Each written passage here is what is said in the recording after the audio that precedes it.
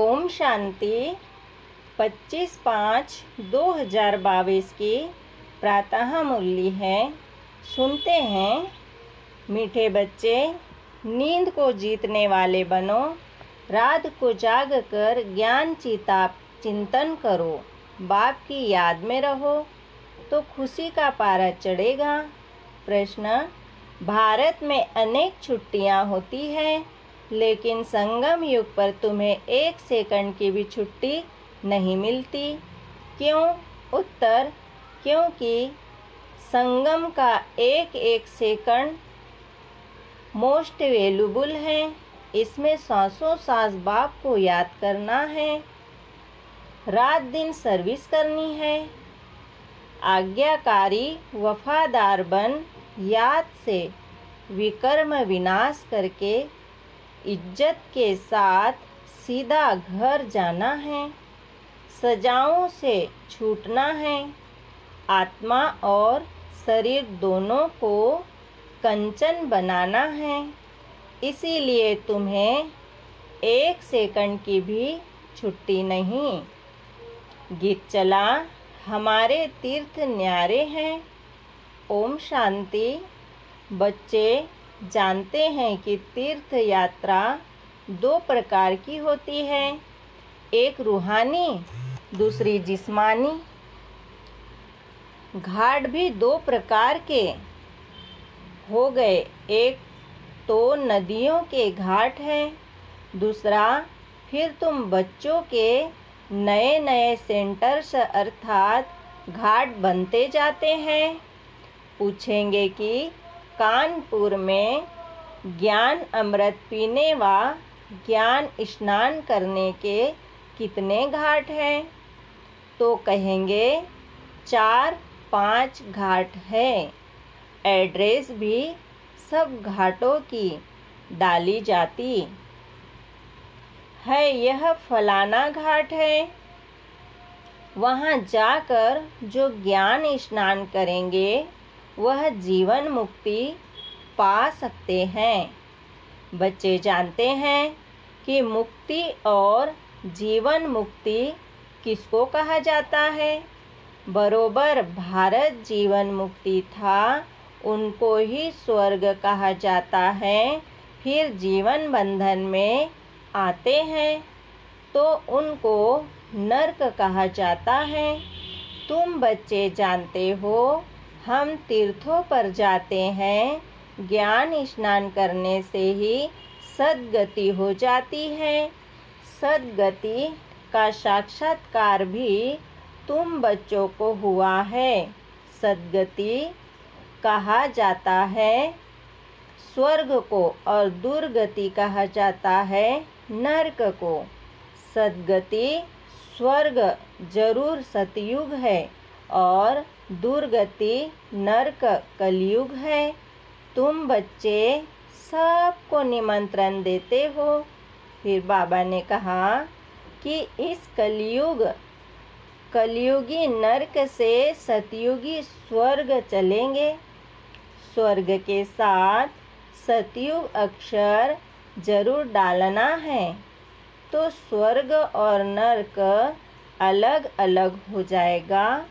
नहीं तो मनुष्य कह देते है स्वर्ग नरक यहाँ ही है। स्वर्ग और नरक को भारतवासी ही जानते हैं। वहाँ जाएंगे देवी देवता धर्म वाले और किसको पता नहीं है।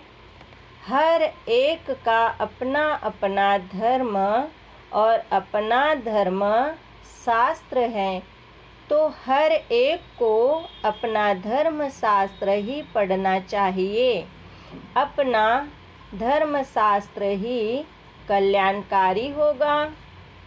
तुम बच्चे जानते हो कि हम बरोबर ऊंच कुल के हैं। फिर बाबा ने कहा, जब तक तुम मनुष्यों को ड्रामा का राज नहीं समझाएंगे, तब तक तो वह घोर अंधियारे में है। इसलिए इन चित्रों पर भी समझाना चाहिए। तुम बच्चे सभी युगों को जानते हो, सिवाय चित्रों के मनुष्य समझ न सके, बुद्धि में बैठेगा ही नहीं। तुम स्कूल में बेगर नक्शे किसको बताओ कि फ्रांस इंग्लैंड यहाँ है तो बिल्कुल समझेगा नहीं। तो यह बात भी बिगर चित्रों के कुछ समझ नहीं सकेंगे। चित्रों के आगे लाकर समझाना चाहिए कि यह ड्रामा है। अब बताओ, तुम किस धर्म के हो? तुम्हारा धर्म कब आता है? सतयुग में कौन सा धर्म है? चित्र में बिल्कुल क्लियर लिखा हुआ है। सतयुग त्रेता में सूर्यवंशी चंद्रवंशी जब थे तो और धर्म था नहीं, अब वह देवता धर्म है नहीं, इसलिए जरूर वह स्थापन होना चाहिए। अब दुनिया पुरानी है तो जरूर फिर नई दुनिया स्थापन होनी चाहिए। नई दुनिया में लक्ष्मी नारायण का राज्य था। लक्ष्मी नारायण का चित्र ही मुख्य है। लक्ष्मी नारायण का नाम बाला है। उनके बड़े बड़े मंदिर भी बनाते हैं। शिव के भी अनेक मंदिर बना दिए हैं। उनका भी नाम बाला है। सोमरस पिलाते हैं, इसीलिए सोमनाथ नाम रख दिया है। मनुष्यों ने बहुत नाम रख दिए हैं तो समझाना पड़ता है। रुद्र, शिव, सोमनाथ, यह सब नाम क्यों रखे हैं? फिर बाबा ने कहा, बद्रीनाथ का अर्थ क्या है? बहुत नाम बिना समझ के रख दिए हैं, इसीलिए मनुष्य मूंझे हुए हैं। इसका यथार्थ नाम ही है रुद्र। गीता ज्ञान यज्ञ बाप कहते हैं, इस मेरे ज्ञान यज्ञ से यह विनाश ज्वाला प्रज्वलित हुई है। यह है भगवानुवाच। तो पहले जब कोई आए तो उन्हें गीता पर भी जरूर समझाओ। उसमें लिखा हुआ है, भगवानुवाच मामेकम याद करो तो विकर्म विनाश होंगे और तुम मेरे पास चले आएंगे। वह है बेहद का बाप, स्वर्ग का रचयिता, जीवन मुक्ति का रचयिता। नाम ही है हेविनली गॉडफादर। जो हेविन की स्थापना करते हैं, हेविन में रहते नहीं है। हेविन स्थापन करने वाला है भगवान। स्थापना, विनाश, पालना का कार्य करते हैं ना। तो अब बाप कहते हैं, मुझ पारलौकिक बाप को याद करो और अपने को अशरीरी आत्मा समझो, नहीं तो मेरे पास कैसे आएंगे? बाप कहते हैं, यह तुम्हारा अंतिम जन्म है, इसीलिए मेरे साथ योग लगाने से तुम्हारे विकर्म विनाश होंगे। इसको योग अग्नि कहा जाता है। मनुष्य तो तंदुरुस्ती के लिए अनेक प्रकार के योग सिखलाते हैं। अब पारलौकिक बाप कहते हैं, मेरे से योग लगाओ और इस ज्ञान की धारणा करो तो तुम्हारे विकर्म विनाश होंगे और फिर मैं तुमको सतयुग वैकुंठ की बादशाही दूंगा। तो मानना चाहिए ना बाप कहते हैं, हे नींद को जीतने वाले बच्चे, नींद को जीत कर बाप को याद करो, क्योंकि तुमको मेरे पास मेरी निराकारी दुनिया में आना है। अगर कृष्ण होता तो कहता मेरे बैकुंठ में आना है। जो जहाँ का वासी होगा वहाँ की ही मंजिल दिखाएगा ना। निराकार बाप कहते हैं, तुम मुझे याद करो तो मेरी निराकारी दुनिया में आएंगे। मेरे पास आने का यह एक ही रास्ता है। फिर बाबा ने कहा, अभी तुम बच्चे हो, मुख वंशावली, कुख वंशावली और मुख वंशावली अक्षर बिल्कुल सहज है। अभी तुम कहते हो, बाबा मैं तेरा हूँ। मैं भी कहता हूँ, हाँ बच्चे तुम मेरे हो।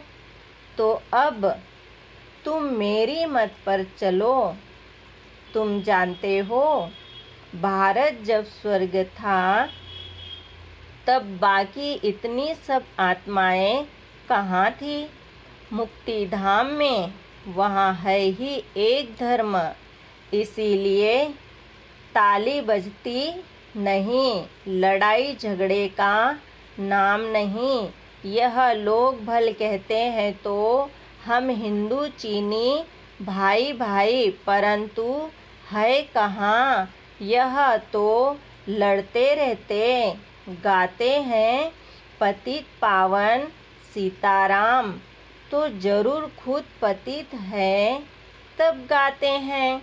सतयुग में तो है ही पावन दुनिया, तो वहाँ ऐसे नहीं गाएंगे। फिर बाबा ने कहा, यह पतित दुनिया है तब गाते हैं। पावन दुनिया कहा जाता है सतयुग को, पतित दुनिया कहा जाता है कलयुग को। यह भी मनुष्य समझ नहीं सकते हैं। कितने मलिन बुद्धि है, हम भी समझते नहीं थे। तमो प्रधान बुद्धि होने से सब भूल जाते हैं।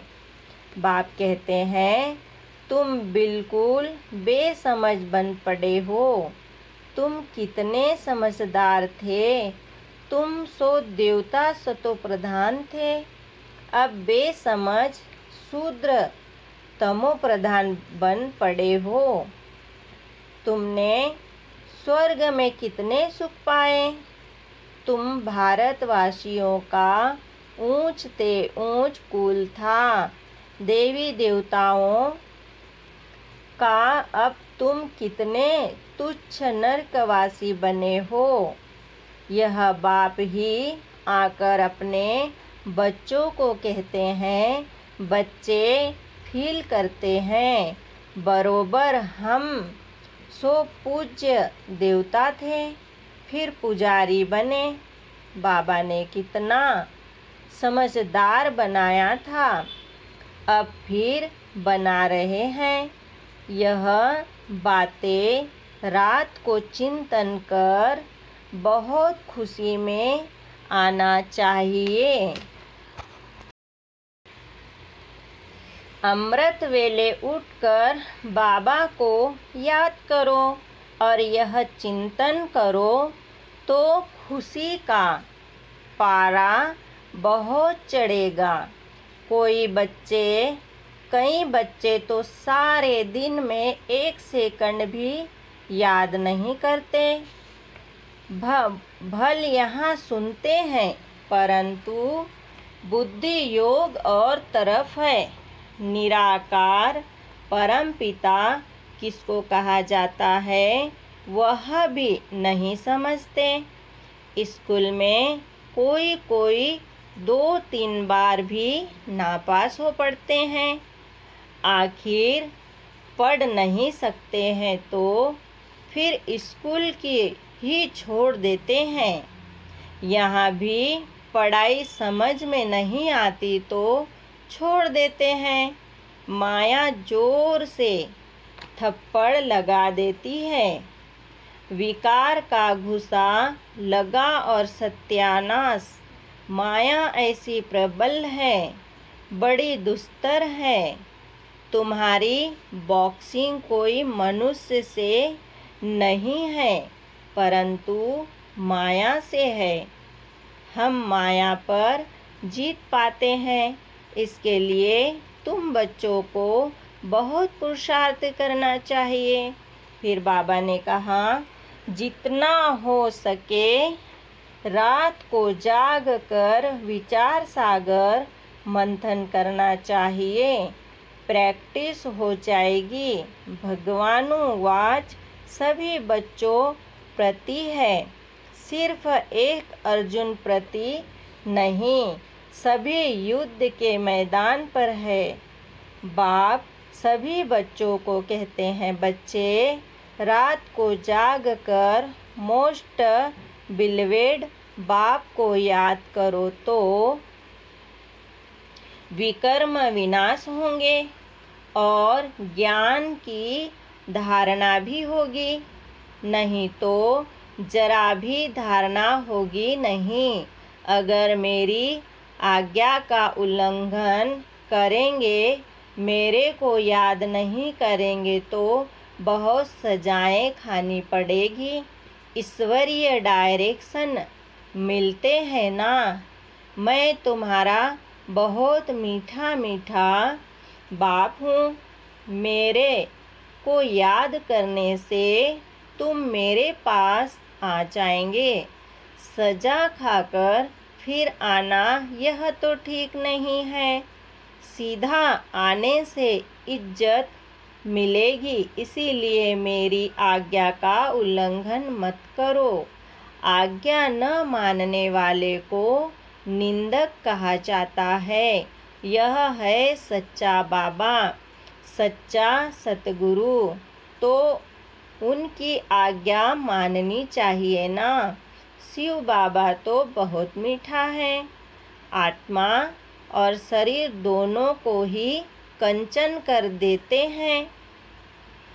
कंचन काया सिर्फ तंदुरुस्ती को नहीं कहा जाता है। फिर बाबा ने कहा, आत्मा भी प्योर और शरीर भी प्योर, उसको कंचन काया कहा जाता है। देवताओं की कंचन काया थी, अभी तो सबकी कीचड़े की काया है। 5 तत्व तमो प्रधान है, तो उससे शरीर देखो कैसा बनता है। शक्लें देखो कैसी है। कृष्ण की तो बहुत महिमा है।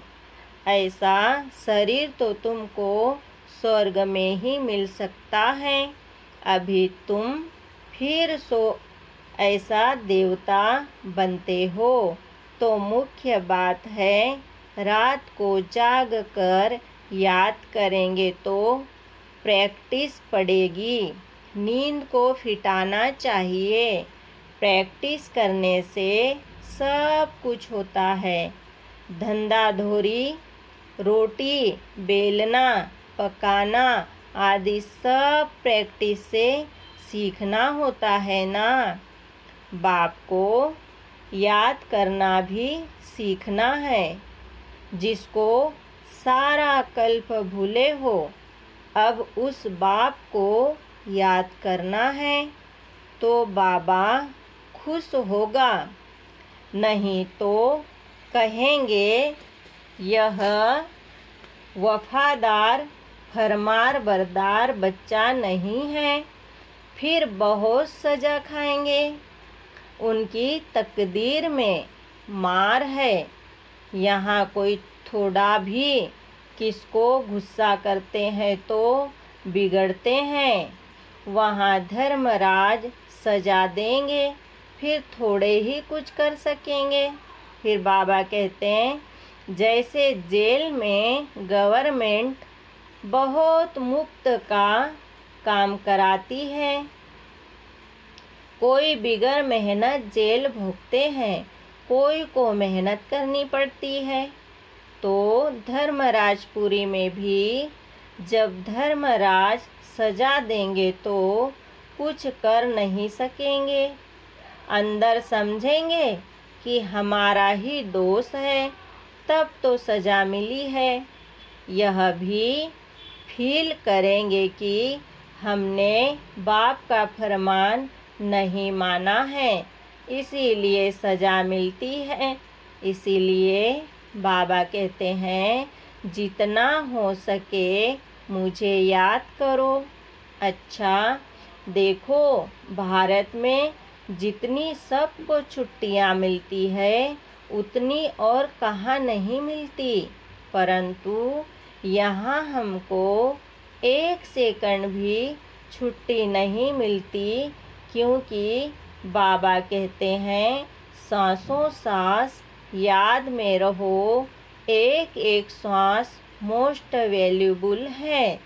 बच्चों को रात दिन बाबा की सर्विस में रहना चाहिए। फिर बाबा ने कहा, तुम अलमायटी बाबा के ऊपर आशिक हो या उनके रथ पर या दोनों पर, जरूर दोनों पर आशिक होना पड़े। बुद्धि में यह रहेगा कि वह इस रथ में है, उनके कारण तुम इस पर आशिक हुए हो। शिव के मंदिर में भी बैल रखा हुआ है, वह भी पूजा जाता है। कितनी गृह बातें हैं जो रोज नहीं सुनते, वह कोई न कोई बातें मिस कर देते हैं। रोज सुनने वाले कभी फेल नहीं होंगे, मैनर्स भी अच्छे रहेंगे। बाबा को याद करने में बहुत बड़ी प्रॉफिट फ़ायदा है।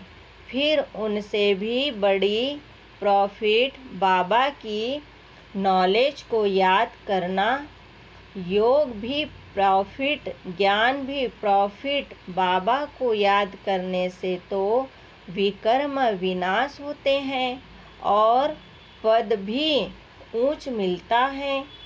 जहाँ बाबा रहते हैं वह है मुक्ति धाम, ब्रह्मलोक।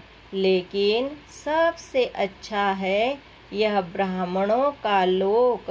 ब्राह्मण जनेऊ जरूर पहनते हैं, चोटी भी रखते हैं, क्योंकि बाबा हम ब्राह्मणों को चोटी से पकड़ ले जाते हैं।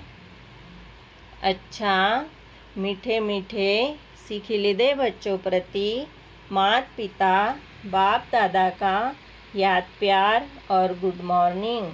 रूहानी बाप की रूहानी बच्चों को नमस्ते। हम रूहानी बच्चों की रूहानी बाप दादा को याद प्यार गुड मॉर्निंग नमस्ते। ओम शांति। धारणा के लिए मुख्य सार है, सुनेंगे। पहला पॉइंट, शरीर और आत्मा दोनों को कंचन बनाने के लिए बाप को याद करने की आदत डालनी है। कभी भी आज्ञा का उल्लंघन नहीं करना है। दूसरा पॉइंट, पढ़ाई के समय चेक करना है कि बुद्धि इधर उधर भागती तो नहीं है। कभी भी पढ़ाई मिस नहीं करनी है। माया की बॉक्सिंग में हार नहीं खानी है। बहुत सुंदर वरदान सुनेंगे। सर्व आत्माओं को शुभ भावना शुभ कामना की अंजलि देने वाले सच्चे सेवाधारी भव। सिर्फ वाणी की सेवा ही सेवा नहीं है, शुभ भावना शुभ कामना रखना भी सेवा है। ब्राह्मणों का ऑक्यूपेशन ही है ईश्वरीय सेवा। कहाँ भी रहते सेवा करते रहो। कोई ऐसा भी हो चाहे पक्का रावण ही क्यों ना हो। कोई आपको गाली भी दे तो भी आप उन्हें अपने खजाने से शुभ भावना शुभ कामना की अंजलि जरूर दो, तब कहेंगे सच्चे सेवाधारी। स्लोगन: पवित्रता ही ब्राह्मण जीवन का मुख्य फाउंडेशन है। धरत परिये धर्म न छोड़िए। ओम शांति। शुक्रिया बाबा, शुक्रिया। ओम शांति, ओम शांति, ओम शांति।